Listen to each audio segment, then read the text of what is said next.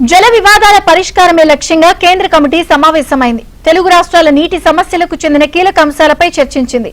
అజెండాలో 12 అంశాలు చేర్చాలని తెలంగాణ ప్రతిపాదించింది. అయితే ఏపీ మాత్రం ఎజెండా అంశాలనిచ్చేందుకు వారం గడువు కోరింది.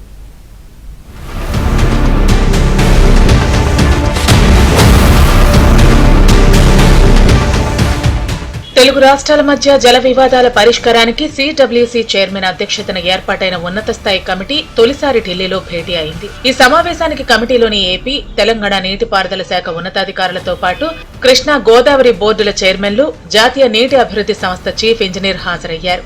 శుక్రవారం మధ్యాహ్నం 3 గంటలకు ప్రారంభమైన సమావేశం 2 గంటల పాటు సాగింది. అయితే పోలవరం, నల్లమల సాగర్ ప్రాజెక్టును అజెండాలో పెట్టవద్దని ఇరు రాష్ట్రాలకు కేంద్రం సూచించింది.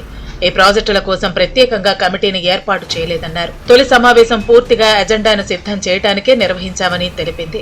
అజెండా ఖరారైన తర్వాత ఒక్కో అంశంపై విడివిడిగా చర్చలు జరగనున్నాయని సిడబ్ల్యూసీ ప్రకటించింది. ఈ కమిటీ పరిధి ఇరు రాష్ట్రాల మధ్య ఉన్న గోదావరి, కృష్ణా నదీ జలాల వివాదాలకే పరిమితమని స్పష్టం చేసింది.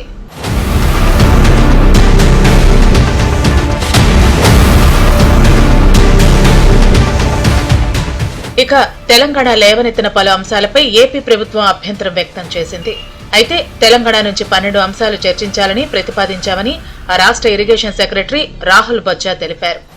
అజెండా సెట్ చేయడానికి ఫస్ట్ మీటింగ్ అయింది. సో ఆంధ్ర నుంచి వాళ్ళ ఇష్యూస్, తెలంగాణ నుంచి మన ఇష్యూస్ సిడబ్ల్యూసీకి ప్రజెంట్ చేస్తాము.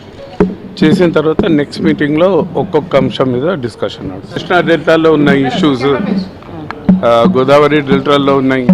సో చాలా ఇష్యూస్ ఉన్నాయి. అమికబుల్లీ 2 స్టేట్స్ ఒకవేళ సార్ట్అవుట్ చేసుకోగలిగితే అది సుప్రీంకోర్టు నుంచి కానీ ట్రిబ్యునల్ నుంచి కానీ తీసుకోవచ్చు. 1 వీక్లో ఎజెండా ఇస్తారు.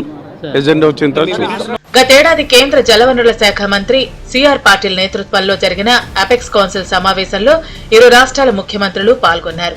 ఇరు రాష్ట్రాల మధ్య ఉన్న జల వివాదాలపై చర్చించి సాంకేతికంగా పరిశీలించేందుకు ఉన్నత స్థాయి కమిటీ ఏర్పాటుకు అపెక్స్ కౌన్సిల్ సమావేశంలో నిర్ణయించారు. ఆ నిర్ణయం మేరకే జనవరి 2న ఉన్నత స్థాయి కమిటీని కేంద్రం ఏర్పాటు చేసింది.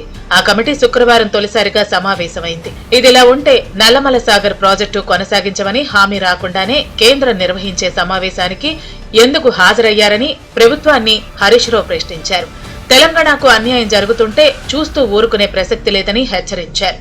పేరుకే జల వివాదాల మీటింగ్, ఎజెండా మాత్రం 200 టీఎంసీల గోదావరి నీళ్లను పోలవరం ద్వారా నల్లమల్ల సాగర్కు, రాయలసీమ ప్రాంతానికి తరలించేటువంటి ఒక కుట్ర జరుగుతూ ఉంది.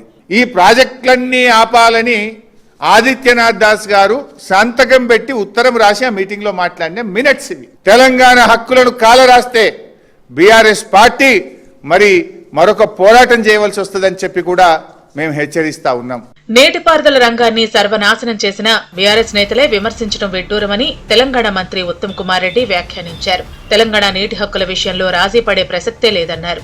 మరి ఏ ఒక్క ప్రాజెక్టు పూర్తి చేయకుండా వాళ్ళు ఇరిగేషన్ శాఖని సర్వనాశనం చేశారు.